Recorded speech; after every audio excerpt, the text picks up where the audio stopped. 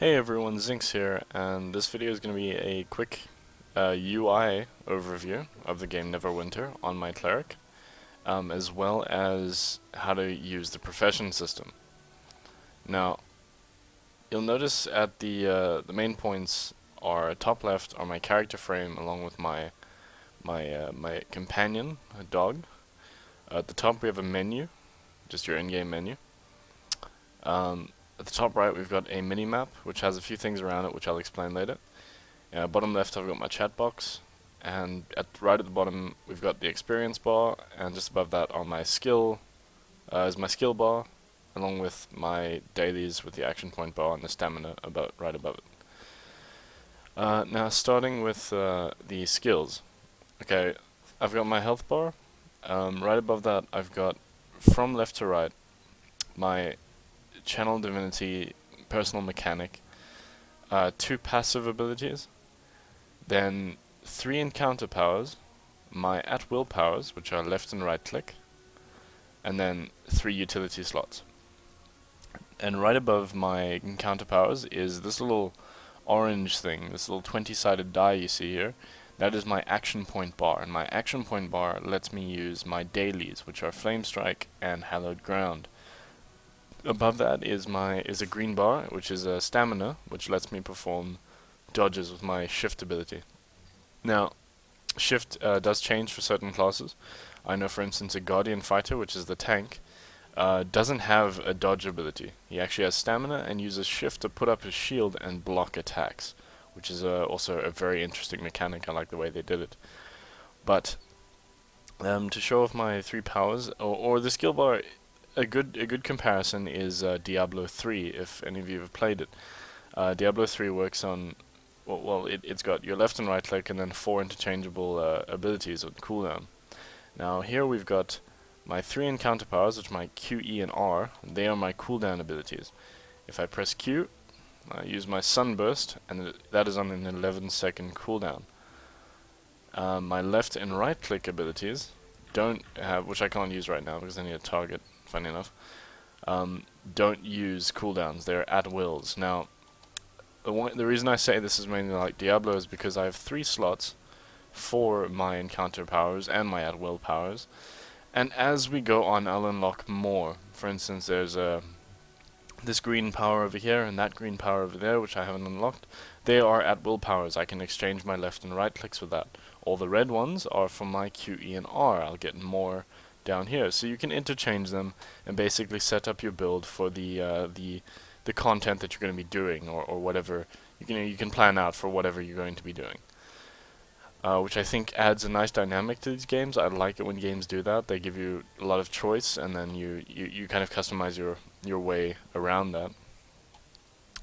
Just to show you, I've got some target dummies here. My right click is Astral Seal, which is puts a little seal on an enemy, and anybody who attacks that enemy gets healed for a little bit. Basically what I can do in a fight is put it on all targets.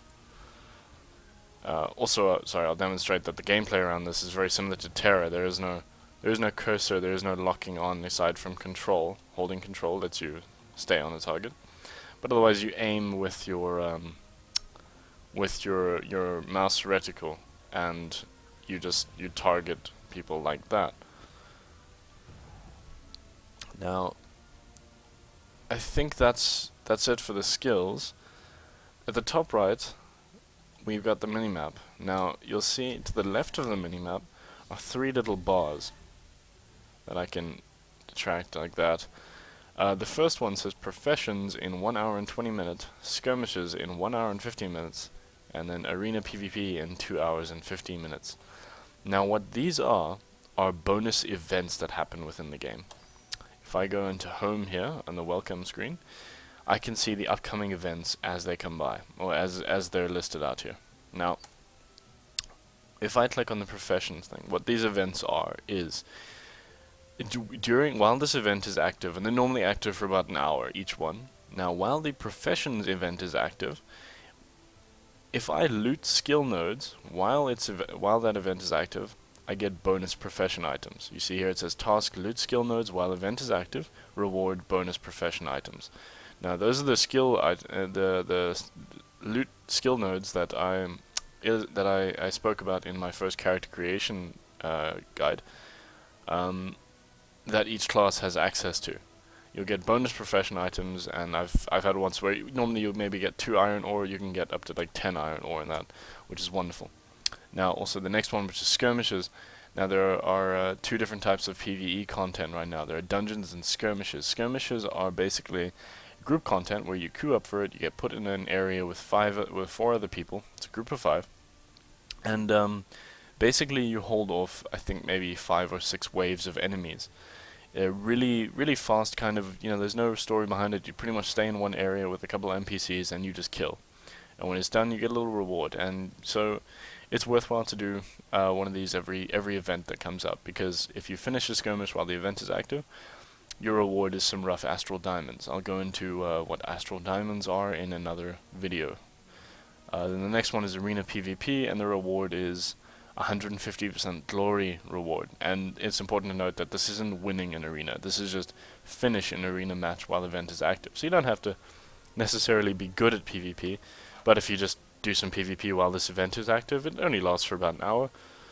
You can get some glory, and glory is a PvP thing, or stat currency. Now I'm going to go into the profession system, as this can sometimes, for a few people, require a little bit of explanation so that you can get it right first time. The tutorial right now isn't that great. It pretty much says open window and do what, just do. That's all it says. So if I press N, I can open up my professions menu. Now you'll see that on the left here I've got the top window says overview. What this is an overview of the slots I have for jobs that are happening. Now, I'll explain that just now. Now, we've got mailsmithing, leadership, platesmithing, leatherworking, and tailoring. Now, there are no limitations to what you can, learn. You can do anything. You just have to have the materials and the workmen needed. Now, the thing about this game and other Perfect World games is that you never actually handle materials. You never actually craft yourself. Basically, when you start off, you can select any of these, including leadership, mailsmithing, platesmithing, whatever. Your first task will be to get a workman for it.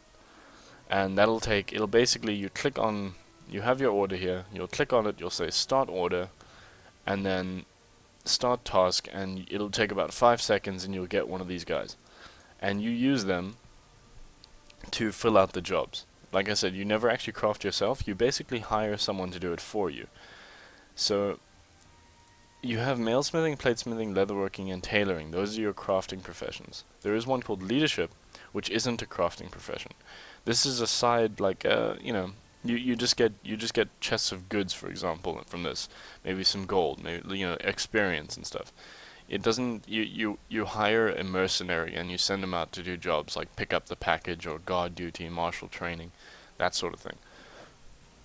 The thing about this crafting system, or profession system rather, is that you can do it while you're leveling. You never actually take the time out. All you pay is materials and time. You don't actually, not time in the sense of time you spend crafting, but time is in, if I want I've completely forgotten what this guy's name is. Whatever, this workman guy. If I want him to gather iron ore, it will give me 2 iron ore and 5 mailsmithing experience, but it will take 10 minutes for him to go out and come back. So you do this entire thing while leveling, while out in the world. You may need to occasionally come back to the profession vendor and buy things like charcoal, but otherwise, iron ore, for example, you gather when you send him out to get it, and from skill nodes. And then you turn iron ore and charcoal into iron rings and scales, and iron rings and scales are the only thing you need to make the earlier items. As you get further on, you'll need iron rings and scales again, but you'll need the actual items, like the ones you've just crafted, the basic items, to enchant them using other materials, and then you make +1, or that sort of thing. So it's a very nice crafting system, which lets you do things as you carry on with your world, or with your game you're playing. Currently, I've got in my overview one task open. As you'll see, I can unlock more slots, which have prerequisites like reach level 30, reach level 60, get any profession to level 3, get any profession to level 10, get any 3 professions to level 20. So if you want to actually unlock all your points, you're going to have to get at least, or all your slots are, you're going to have to get at least 3 professions to level 20, which may take a while. At the moment, my mailsmithing is only level 2, about to hit level 3. Currently, I've got 1 slot open, another 6 hours remaining on this, and it's to hire an additional prospector so that I can actually have 2 of these guys working. Now, having 2 of them means that you can have, if I wanted to craft something that took particularly long time, maybe scale armor that has 25 minutes, I can have in the required assets, I can select one prospector to actually be able to make it. Then there's another bar saying optional assets, which I can put another worker in, and that'll increase the speed by about 5%. Also, while crafting, there's a button that pops up under the actual slot that says finish now. What you can do is you can pay astral diamonds proportionate to the amount of time that's left to actually finish it instantly. So right now I can pay about 25k astral diamonds and finish it. I don't have that much at the moment. I've only got 11.5k, but I could if I had that amount. However, I'm not going to, because I won't be playing. Well, I won't need to be making any more things right now, and I'd rather just spend the time and hire an additional prospector. That is basically the profession system. There's no handling crafting yourself. You just tell anyone else to do it, or the prospector, or whoever works for you to do it, and you carry on questing. You may have to come back just through this custom market to come to the profession vendor, which is right here, and you can buy the other materials that you can't actually gather, such as charcoal. If I talk to this person, I can get charcoal here. I will buy just another 4 charcoal there, and then you get more uncommon materials, and things that even materials that you need for the leadership profession. Now, I think that's the entire profession system in a nutshell. I know that some people need it to be explained, because even when I started off, the tutorial says press N to open professions, and then good luck. That's basically it.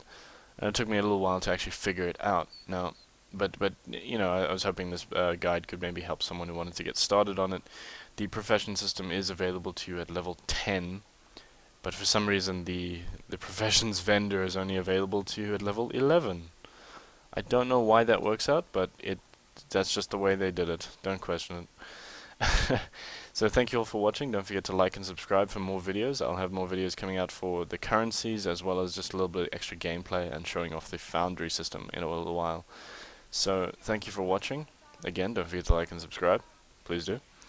And I'll see you all later. Cheers.